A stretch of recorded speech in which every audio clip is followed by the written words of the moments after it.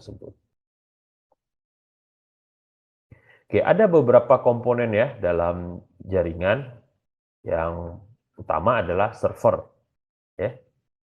Dan server ini adalah otak dari suatu organisasi, ya, dari komputer, jaringan ya. Ketika komputer itu saling terhubung satu sama yang lain, maka server ada untuk memudahkan dan dia adalah otak dari jaringan itu, ya, jaringan komputer.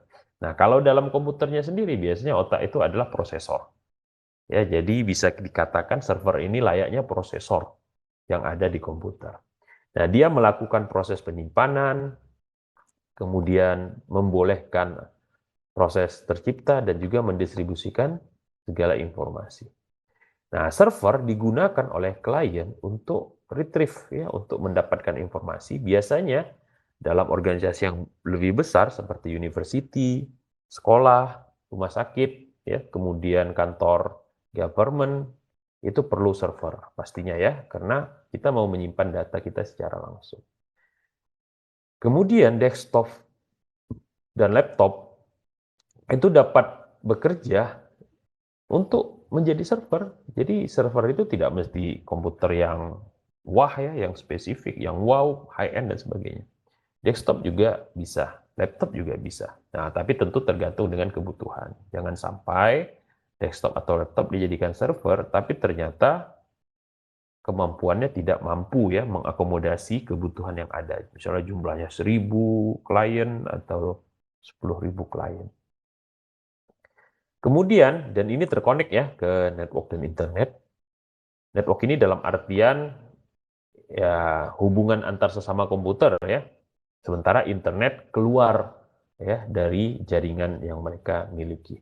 Sistem komputer itu adalah koleksi daripada komponen-komponen komputer yang sangat banyak, dan komputer bisa kita kategorikan menjadi server dan klien.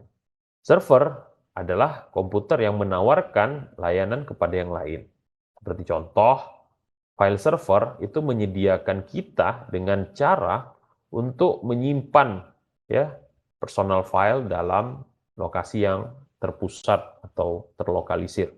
Sementara database server adalah sistem atau server yang menyediakan kita terkait dengan cara untuk menyimpan informasi yang centralized lokasinya.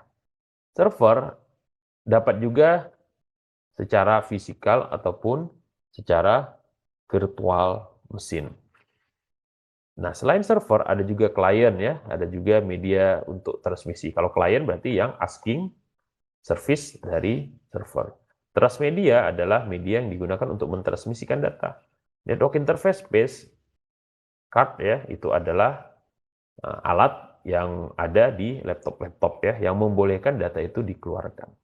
Kemudian hub itu penghubung yang dikatakan dummy ya, dia hanya bisa melakukan proses ngebuka jalan ya. Sementara proses kontrol itu tidak bisa dilakukan dan seringnya terjadi jam ataupun tabrakan data. Nah, switch adalah alat yang lebih modern, yang lebih punya capability dibandingkan hub, di mana di sini bukan hanya sekedar membolehkan, tapi dia juga mengatur kapan pergi dan kapan harus berhenti.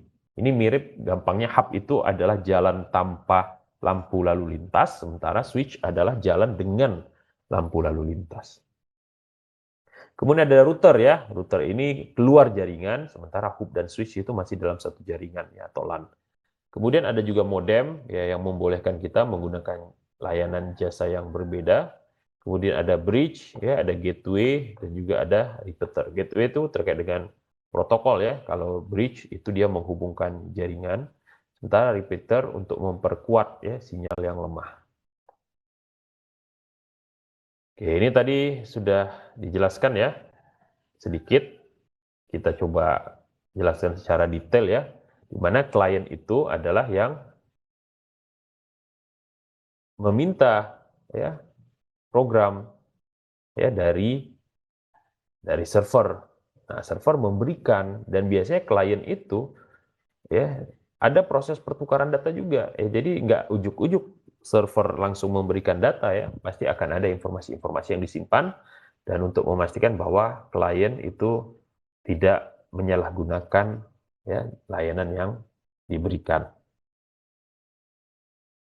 Kemudian ada transmission media ya, ini adalah channel yang fisik ya yang digunakan di akhir dari proses sharing data ya, seperti misalnya end device ya, perangkat akhir, printer, mobile phone ataupun terminal ya. Dan kalau kategorinya wired ya biasanya kita pakai kabel atau pakai fiber optik. Tapi kalau sifatnya wireless maka bisa microwave, satellite atau WiMAX.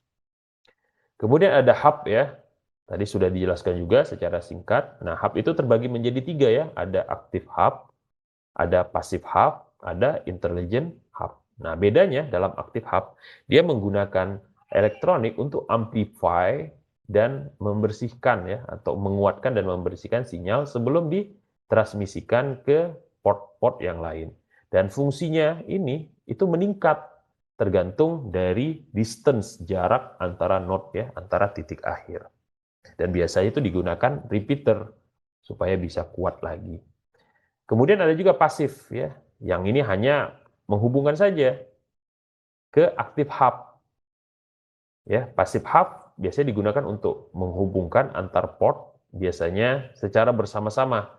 Dan passive hub ini lebih murah pastinya ya dibandingkan dengan active hub, karena active hub juga bisa berlaku layaknya repeater ya, sementara dalam pasif dia tidak bisa berlaku layaknya repeater. Kemudian ada intelligent hub, ini lebih bagus ya daripada aktif dan pasif pastinya ya, dan biasanya sekarang digunakan untuk meningkatkan speed dan juga kapasitas dari jaringan. Jadi selain dia mempunyai kemampuan repeater mengamplifikasi ya data yang dikirimkan, dia juga punya kemampuan untuk meningkatkan kecepatan ya. Jadi dia memastikan proses pengiriman data berlangsung dengan lebih cepat daripada yang semestinya. Dan kapasitasnya juga jadi lebih besar. Kemudian ada switch ya. Nah, dalam banyak kesempatan sesungguhnya switch itu adalah intelligent bridge ya yang menghubungkan, tapi di sini dia punya mekanisme atau skema sendiri. Ya, di mana segmen dua LAN itu terkoneksi dan switch secara otomatis mempelajari MAC address-nya. Jadi dimasukkan ke dalam daftar MAC address ya, sehingga dia langsung bisa mengidentifikasi siapa ini yang mengirimnya, apakah memang berada pada jaringan kita atau tidak. Ketika frame ya dikirim dan diterima ya di port, maka dia akan melihat address dalam MAC table ya, dan kemudian memforward frame tersebut kepada port yang tepat ya, sehingga proses jadi lebih cepat, tidak perlu data tersebut diarahkan ya ke tempat-tempat tertentu atau port-port tertentu. Switch dia tidak punya mekanisme untuk menyimpan ya seluruh frame dalam memori, namun dia hanya nge-save ataupun menyimpan header, dan ini prosesnya jadi lebih efisien ya. Ketika terjadi down atau drop paket, maka cukup dia meminta ulang pengiriman paket tersebut.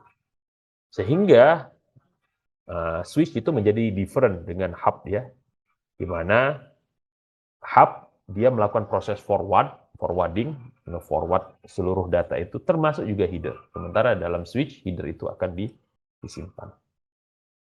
Kemudian ada juga router ya. Router itu adalah device dari internet yang digunakan untuk mengkoneksi antar jaringan, dan dia ini memodifikasi dan juga mencari rute ya, mencari jalan yang tepat secara kriteria ya yang ada, apakah jumlah node-nya, apakah dari sisi jalan yang paling cepat sampai, dan seterusnya. Dan di sini terkait dengan flow ya dari jaringan. Router dia bekerja dengan mengirimkan network traffic untuk menyelesaikan ya permasalahan dari sisi tujuan ya.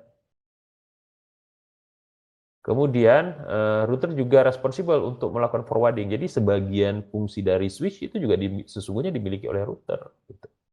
Nah, jadi gampangnya router itu punya 3 tugas ya, atau 3 sifat. Yang pertama menghubungkan jaringan. Jadi dia memiliki fungsi hub.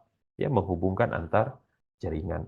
Kemudian dia juga memiliki sifat forward, ya, nge-forward data, dan proses forwardnya itu tidak seperti forwardnya bridge, tetapi dia bisa melihat informasi-informasi yang penting dan bahkan dia bisa menjaga header, sehingga dia tidak, ketika ada terjadi sesuatu yang tidak bagus ya atau drop datanya, maka dia tidak perlu mengulangi proses, ya. Dan ini menjadi lebih efisien, ya, dari sisi traffic, dari sisi manajemen kontrol dan seterusnya. Dan yang terakhir adalah dia bisa mencari rute, ya, di mana router ini dia menerima ya data paket dari satu jaringan ke jaringan yang lain, dan dalam proses forwarding tadi dia tetap menyimpan listnya, list data-data ya yang sudah dikirimkan, arahnya kemana saja, ya, dan itu terbaca, ya, disimpan, dan dari hasil itu ketika proses pengiriman dilakukan berikutnya, maka dia tidak perlu melakukan proses pengulangan lagi ya. Untuk handshake misalnya, dia cukup mengirimkan saja, sudah, proses menjadi lebih efisien.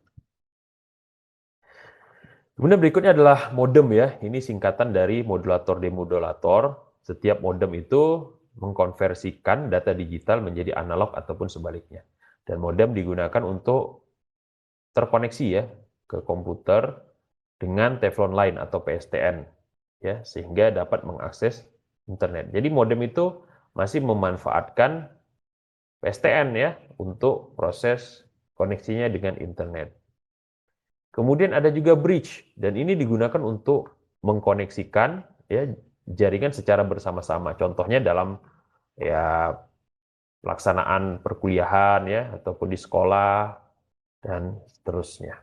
Ketika dua network itu close each other, seperti misalnya same building ya, satu building, maka ya network signal itu bisa di reinforce dengan menggunakan bridge. Jadi bridge mengambil sinyal jaringan yang datang, kemudian memprosesnya, kemudian mengirimkan lagi sebagai sinyal yang outgoing ke interface yang berbeda. Bridge tentu low cost, makanya dipakai dan tidak complicated. Dan biasanya digunakan dalam home networking dan juga dalam small business. Ya. Jadi setiap data yang dikirimkan itu mengandung klaster dari komputer yang terkoneksi kepada router, ya, suatu device yang mengarahkan outgoing data dari satu komputer ke incoming port yang correct, yang tepat. Kemudian ada juga gateway ya. Gateway ini adalah perangkat ataupun software yang mengkoneksikan dua jaringan dalam protokol yang berbeda. Jadi gateway itu protokolnya berbeda ya. Misalnya PSTN ke IP atau internet. Maka kita harus atau wajib menggunakan gateway. Dan ada dua tipe ya gateway, ada yang protokol, ada juga yang application. Nah, kalau application ya berarti application-nya berbeda sehingga mau tidak mau protokol yang berbeda. Ada juga yang langsung protokol yang berbeda. Dan yang terakhir ada repeater, ini adalah alat ya dari komputer, komponen komputer yang digunakan untuk nge-reproduce ya network sinyal, dan dengan melakukan ini sinyal akan tetap stabil untuk waktu yang lama, dan kekuatan dari sinyal ini akan tetap konsisten atau konstan ya, tetap sama. Jadi diatur sedemikian rupa sehingga tidak fluktuatif ya, tidak berubah-ubah, dan ini bisa membahayakan proses pengiriman sehingga estimasi menjadi tidak baik.